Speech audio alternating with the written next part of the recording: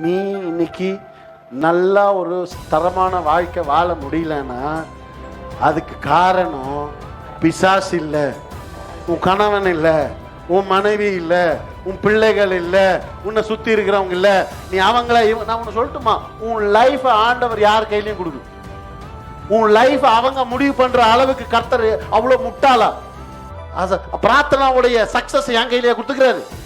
You think God is so fool to give your success in somebody's hand?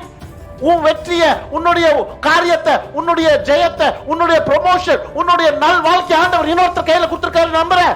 இன்னொருத்தர் வந்து வாழ்க்கையை கெடுக்கிற அளவுக்கு சொல்லுங்களேன்.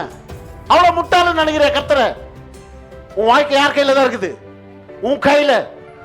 இன்னைக்கு நீ பார்க்கிற ரிசல்ட் யாரோடது? உன்னால வந்தது. நீ நல்லா இருக்கிறியோ இல்லையா, it is your life.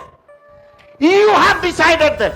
உன்னுடைய இன்டென்ஷன், உன்னுடைய நோக்கம், உன்னுடைய வாழ்க்கை தான் இன்னைக்கு நீ வாழ்ற வாழ்க்கைக்கு காரணம். வாழ்க்கை யாரும் என்ன பண்ண முடியாது, எடுக்க முடியாது. அம்மா என்ன அப்படி சொல்றாங்க, எங்க அப்பா என்ன இப்படி சொல்றாங்க, அதனால தான் இப்படி இன்னும் யோகம்.